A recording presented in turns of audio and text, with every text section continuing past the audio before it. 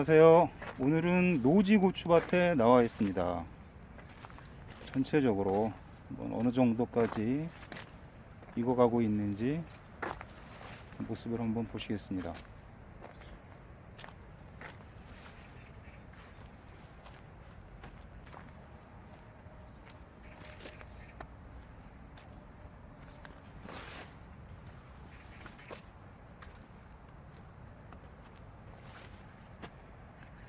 그리고 지난번에 제가 천물고추 따면서 한번 말씀드렸는데, 옆으로 이렇게 삐져나온 가지는 끝을 잘라 주셔야 됩니다.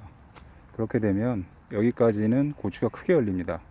그런데 계속 둬서 새롭게 이쪽에 고추가 열리게 되면 커지지 않습니다. 끝물고추처럼 조그맣고 굽어지게 되어 있으니까 저런 거는 미련을 두지 마시고 끝순을 잘라 주시면 됩니다.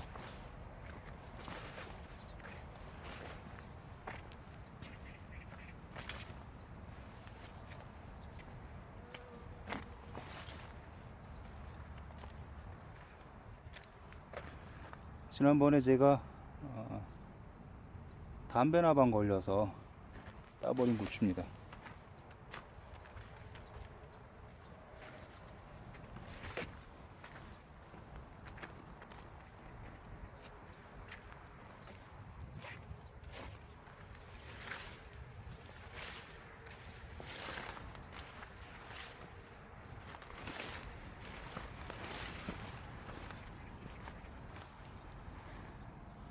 칼슘 피해가가 보입니다.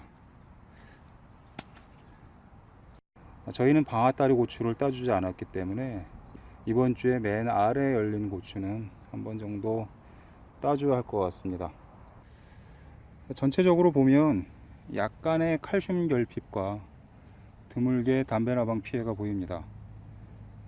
총체도 전에 제가 몇 번 관찰한 적이 있는데 무난하게 넘어가는 것 같습니다. 이쯤에서 팩트 체크 하나 하고자 합니다. 이 약을 쓰면 총체벌레가 완전히 잡힌다, 담배나방이 완전히 잡힌다, 그런 얘기를 하는 분들이 있습니다. 총체벌레는 제가 경험한 바로, 그리고 또 제가 알고 있는 바로는 완전히 잡히질 않습니다. 더군다나 최근에 들어서는 거의 100%에 가깝게 통제가 불가능합니다. 점차 총체벌레가 살 수 있는 환경이 변화됨에 따라서 개체수가 자연 감소되는 일은 있습니다. 온도가 초고온으로 올라가서 한 35도 이상씩 낮 기온이 된다, 또는 그에 근접한다, 이러면 총체벌레 개체수가 많이 줄어들고, 그리고 연이어서 며칠 동안 비가 내리든지 습한 환경이 지속되게 되면 또 총체벌레의 개체수가 줄어듭니다. 그리고 아침 기온이 예년보다 좀 낮다든가 이런 경우에도 총체벌레의 개체수가 줄어듭니다. 그런 것은 자연 감소되는 것이지 특정 약을 써서 총체벌레가 잡혔다라고 얘기하는 것은 무리가 있습니다. 그리고 총체벌레는 유충에서 성체로 성장하는데 3일에서 5일 정도 걸린다고 합니다. 그렇기 때문에 3일에 한 번씩 방제하라는 얘기가 나온 게 바로 그런 연유 때문입니다.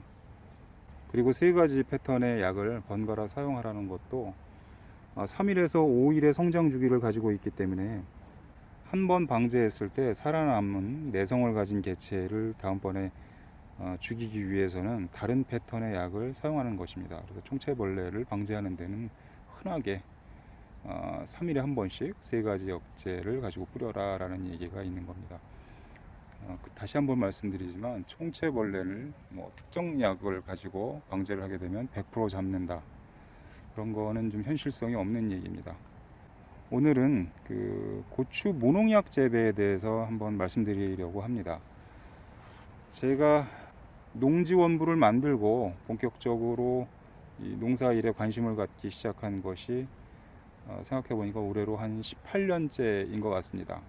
그 이전에도 어린 시절에도 주변에서 관찰자 입장이기도 했고, 또 이제 부모님 일을 도와드릴 때도 있었고, 또 농지원부를 내기 전에 그때도 이제 조그맣게 농사를 제 나름대로 해보고 있었고 그랬기 때문에 그 경험치에 대해서는 크게 제가 따로 언급드릴 부분은 없습니다.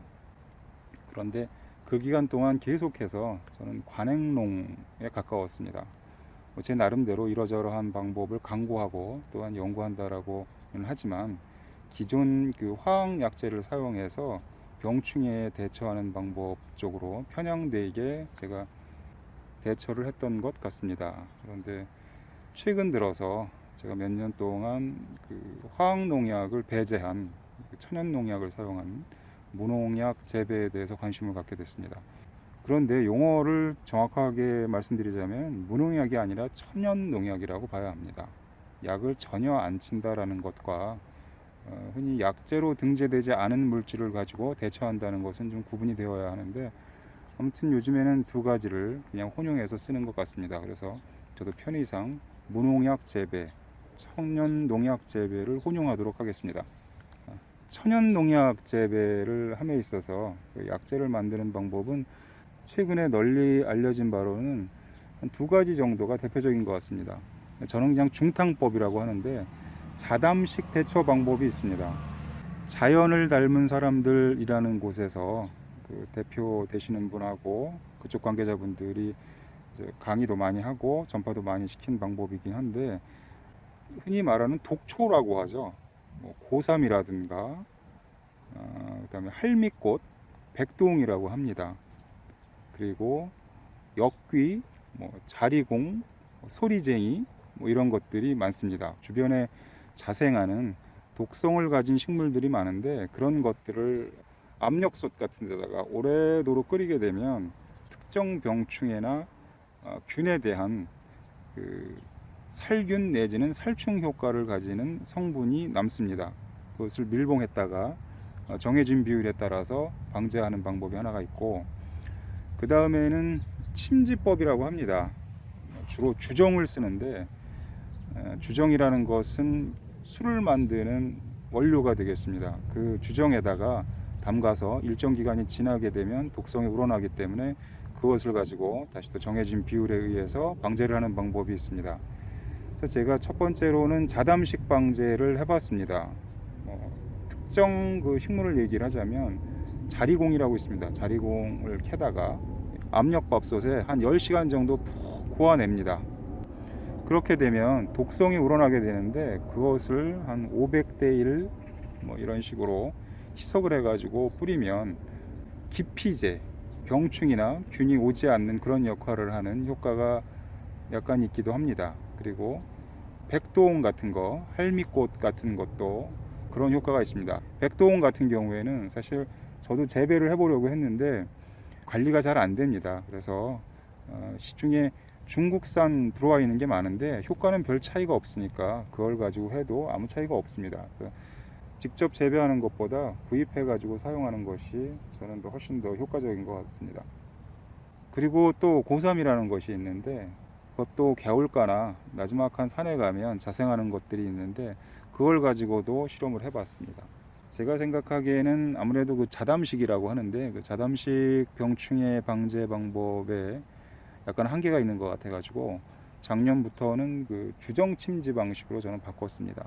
석산이라든가 디기탈리스, 그다음에 협죽도, 또 고삼, 백동, 부자 이런 것들, 흔히 여기도 독초라고 알려져 있는 것들을 주정에 담갔다가 사용하는 방법인데, 제가 보기에는 그게 더 효과적인 것 같습니다. 근데 제가 구체적으로 언급을 해드리고 안내를 해드리면 좋은데, 저도 아직 실험 단계이기 때문에 저는 한 3년에서 5년 정도를 생각하고 실험을 하고 있는데, 제가 권해드리는 것은 아직은 무리가 있다고 생각을 합니다. 소개는 해드리되 이렇게 하십시오 라고 권해드리는 것은 옳지 않다고 봅니다. 제가 어떤 방식으로 하고 있다라는 것을 소개하는 것은 관계없지만, 또 그 방법을 만드신 분이 그 로열티가 또 있는 것이고, 제가 함부로 아주 구체적인 절차까지 안내하기에는 좀 문제가 있는 것 같습니다.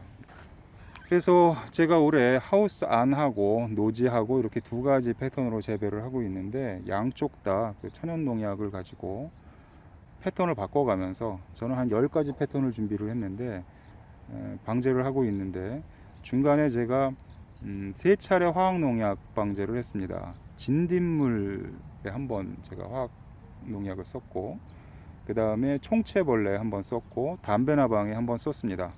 물론 진딧물이 아주 심한 것도 아니었고 총체벌레가 심한 것도 아니었고 담배나방 역시 심한 상태는 아니었습니다. 그런데 왜 그 약재를 썼느냐 하면 저도 어느 정도 신뢰는 하고 있지만 확신이 없기 때문에 예방 차원에서 그렇게 했습니다. 그래서 뭐 총체벌레가 극심한 상태라서 부득이하게 화학농약을 썼다라는 것은 아닙니다. 그래서 어디까지나 저는 실험 단계이기 때문에 일단 올해는 혼용하기로 했기 때문에 그런 식으로 방제를 했습니다. 그런데 제가 이 영상 초기에 쭉 한번 둘러보면서 보여드렸다시피 칼슘 부족 현상은 뭐 약재와 관계가 없는 것이니까 그것은 논외로 하고 칼슘 부족 현상이 약간 있는 것은 어쩔 수가 없습니다. 그리고 담배나방 피해가 몇 개 있어서 그것은 제가 따서 밑에다가 버렸습니다. 그 외에는 특별하게 문제가 되는 것은 아직까지 없는 것 같습니다. 이제 초반에서 중반으로 넘어가는 단계인데 이 단계까지 천연 농약으로 관리를 하는 것이 아직까지는 크게 문제점이 발생하지 않았습니다. 지금까지는 열흘 단위로 제가 쭉 예방 방제를 해왔는데 이번 주부터는 일주일 단위로 방제를 하려고 합니다. 그래서 지금부터 남아있는 기간까지 계속 천연 농약을 가지고 한번 실험을 해보려고 합니다. 그 이유는 간단합니다. 지난주부터 저희가 고추를 따기 시작을 했는데 이번 주 따고 뭐 다음 주 따고 그러면은 제가 필요한 고추는 뭐 주위 사람들 나눠 먹고 가족들 나눠 먹고 그런 것은 충분히 충당이 됐기 때문에 나머지는 판매를 전혀 안 한다. 올해는 그런 조건 하에서 실험을 하기 위해서 나머지 기간 동안은 계속해서 천연 농약으로 방제를 해보려고 합니다.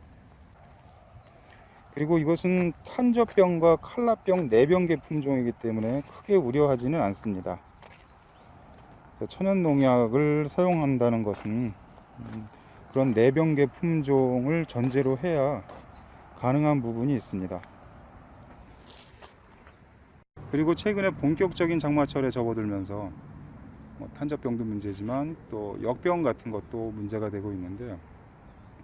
그 역병에 대한 내병계 품종은 품종 이름 중에 PR이 앞에 붙는 게 역병에 대한 내병계 품종입니다.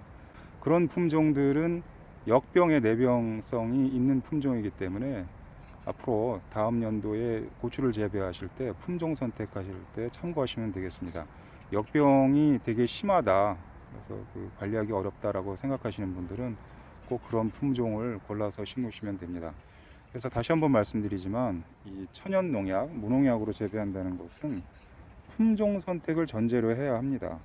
그래서 탄저병이라든가 칼라병이라든가 역병 같은 것에 내병성을 가지고 있는 품종을 선택해서 심고 그 다음에 주기적으로 선제적으로 천연 약재를 가지고 방제를 하게 되면 제가 올해 실험해 본 바로는 계속해서 천연 농약을 사용해서 한번 관리를 해 볼까 합니다. 지금까지 제가 올해 실험하고 있는 천연 농약 실험에 대해서 간단하게 소개해 드렸습니다. 시청해 주셔서 감사드립니다.